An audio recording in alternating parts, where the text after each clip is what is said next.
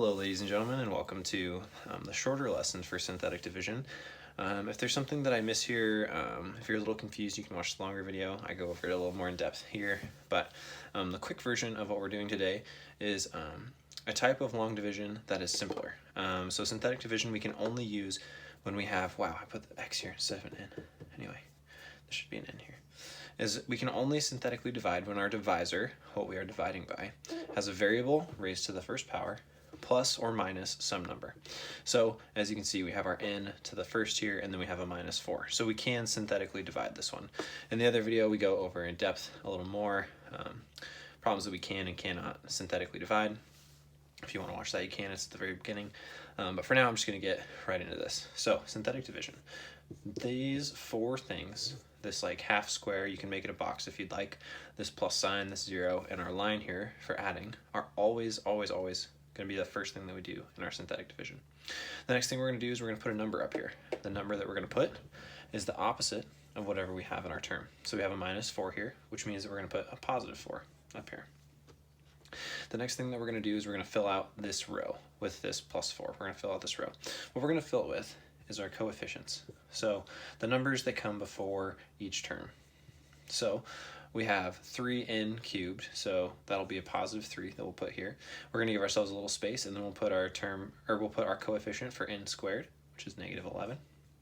Then we'll put our coefficient for our n term, positive 7, and then we'll do our last term, our constant, which is minus or negative 44. So now our process for synthetically dividing.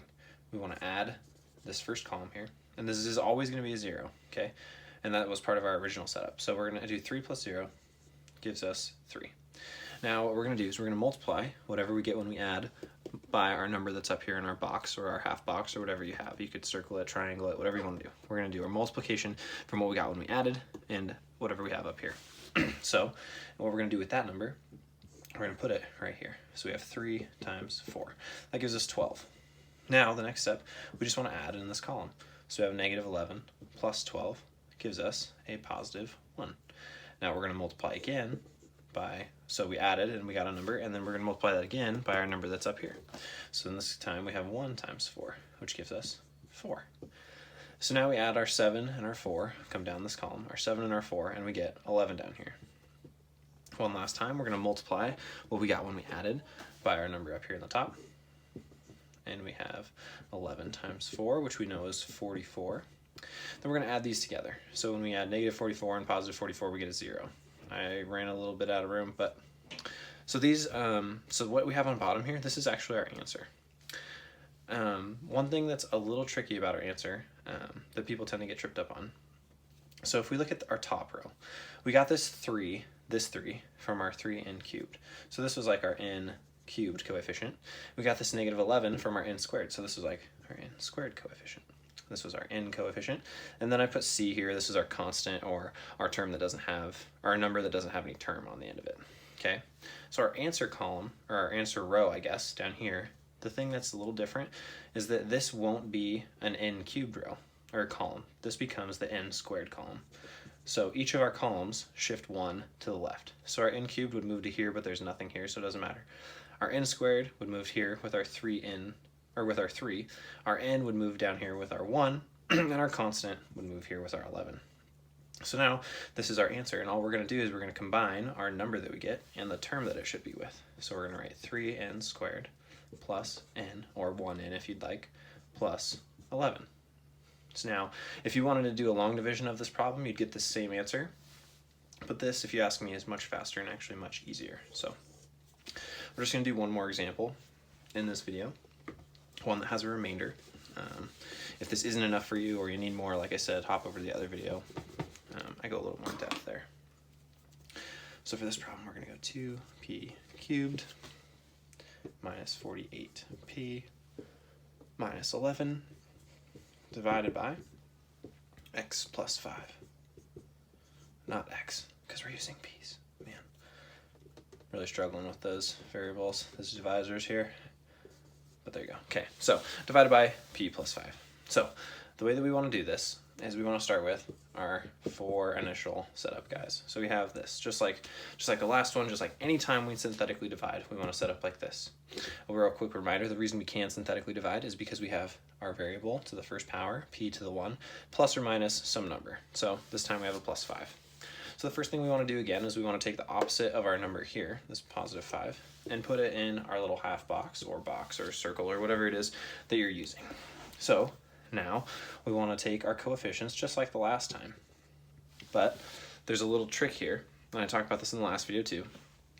The thing that we want to do, we want to start with our p cubed term. It's our largest term, and we want to put that here just like the last time. But the trick is, this would be our p cubed column. We need to leave room for a p squared column. But if you'll look, our dividend, what we are dividing, doesn't have a p squared term. So what we're going to do is we're just going to put the 0 here as a placeholder. Okay, so this is tricky whenever there's a term missing. So like we can see we go from p cubed or p to the 3 straight to a p to the 1. So whenever there's something missing in between, you're probably going to have a placeholder here.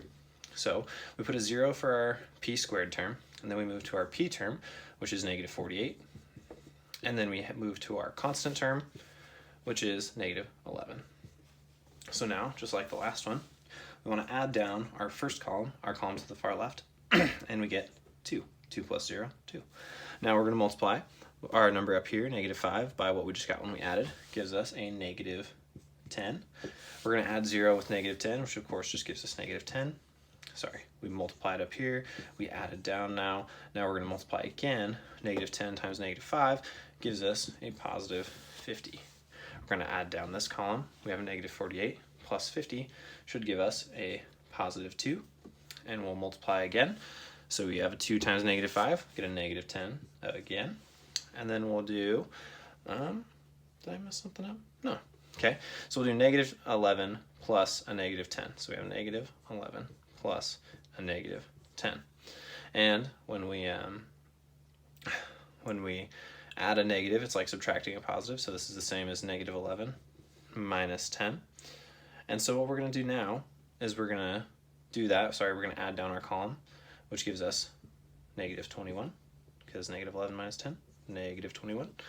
And so now, just like our last one, our terms are going to shift 1 column to the left. So our p cubed would be here. Again, that's nothing. Our p squared term is going to be right here. Shifts 1 to the left. Our p term is going to shift 1 to the left, be here with this negative 10. Our constant is going to be with this 2. And then whatever's in this far right row, I didn't mention this in the last one because it was 0, but whatever's in this far right of our bottom row, or the bottom of our far right column, whatever's here, the last number that you have, this is our remainder.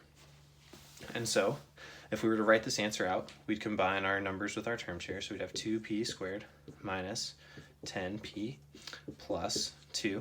And then just like we did with our remainders in the long division, and just like we did with our remainder in the other synthetic division video, we want to put our remainder, what's left, so minus 21, or negative 21, and we want to put that all over our divisor, or what we are dividing by. So our final answer would be 2p squared minus 10p plus 2 minus 21 over p plus 5. I know this gets a little ugly. Our signs kind of get a little ugly for you guys. I know that's something that some of you guys have a little bit of a hard time with, but that's all right. If it helps you to write it out like this, to see that negative 11 plus negative 10 is like negative 11 minus 10, I would recommend that you do that. But for now, that's all I have for this short video. Like I said, if you have any more questions, head over to the longer one, ask me in class, whatever you guys need to do. Have a great day, and I will see you in class.